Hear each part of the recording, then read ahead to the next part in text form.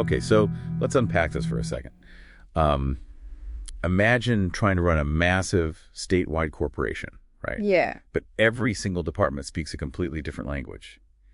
And their main way of communicating is just passing paper notes back and forth. Yeah, I mean, you'd be bankrupt in a week, honestly. The administrative gridlock would just be absolute. Exactly. And that chaotic paper-based gridlock. Well, that was the California justice system back in 2003.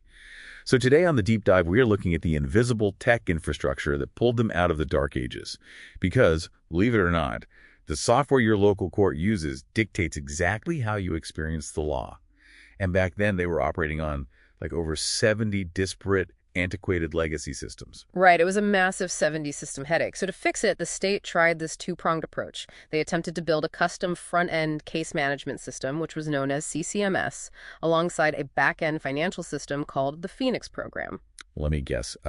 Building custom software for the government went flawlessly. Oh, not quite. I mean, building custom court software is notoriously difficult because you're dealing with thousands of hyper-specific, constantly changing local laws. Right, which probably conflict with state mandates all the time. All the time. So by 2009, when they tested CCMS V4, which was supposed to handle all case types, statewide Deloitte uncovered 50,000 individual software bugs. Wait, 50,000 bugs? That doesn't just mean a screen froze. In a court system, that means someone's urgent restraining order gets lost in a digital void, right? Exactly. Or, a person sits in jail an extra day because their release form didn't process. Precisely. The human cost of those bugs was immense.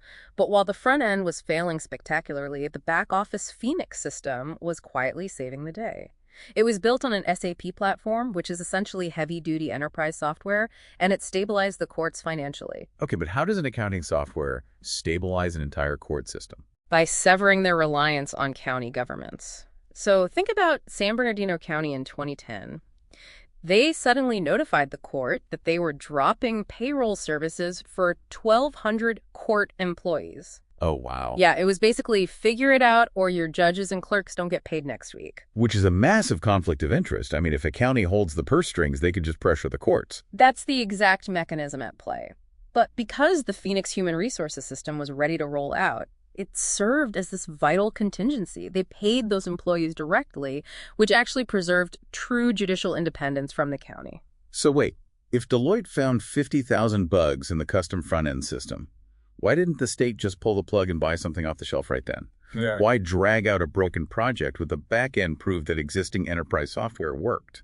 Well, what's fascinating here is that when you're a government entity, off-the-shelf software rarely fits your massive web of complex laws right out of the box. They genuinely thought they had to build it from scratch to accommodate all those unique jurisdictions. Right, because of all the localized rules. Exactly. It wasn't until they realized they were bleeding money on a sunk cost that they looked around for another way. And that exact realization forced a massive strategic pivot. And that's when Orange County raised their hand and basically said, we're going rogue, we're buying off the shelf. So in 2013, they officially abandoned the custom-build dream and transitioned to a commercial solution. It was Tyler Technologies Odyssey. Which, by the way, required a massive high-stakes data conversion. They successfully migrated 1.1 million cases and 11.7 million documents without halting justice for a single day. That is wild. And Odyssey uses what's called party-based tracking. It's kind of like having a universal medical chart. You know how you used to go to a new doctor and they'd hand you a blank clipboard, making you rewrite your whole history? Oh, yeah, the worst. Odyssey stops that for the courts. Instead of a blank chart, it tracks you across multiple cases, so the court sees your entire history in one unified profile. And if we connect this to the bigger picture, extend your medical chart analogy for a second. Imagine if that chart was also directly wired to your bank and the hospital's accounting department. Oh, I see where this is going. Right, because Odyssey feeds directly into the Phoenix Public Sector Collections and Disbursement module. So the second a judge reduces your fee because of financial hardship, the state ledger updates instantly. Exactly. And that integration processed over $4 billion in staff-entered deposits statewide in a single year. It also connects citizen portals like OCPay and My Citations directly to the state's ledgers. My Citations is where you can submit those equitable ability to pay requests, right? Yes, exactly. So this ecosystem ensures that while Orange County uses localized, vendor-specific tools, the Judicial Council maintains real-time statewide financial visibility. Which brings us to early 2026. Yeah.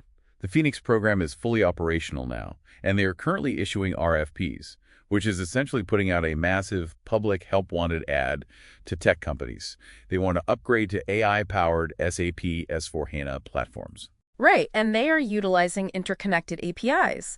These act like digital bridges, allowing different software programs to talk to each other seamlessly. This matters too because when you pay a traffic ticket or request a fee reduction, this exact machinery tracks your money securely and evaluates your circumstances fairly. We started by talking about the chaos of passing paper notes and wiping the slate clean at every new courthouse. Now we are moving toward an AI-driven system that uses those digital bridges to flawlessly track your complete history across every It's a interaction. massive leap forward. It really is. But it leaves you wondering, as this perfect memory becomes a reality, how will it impact our future expectations of privacy? In a system that never forgets, what happens to the right to a fresh start?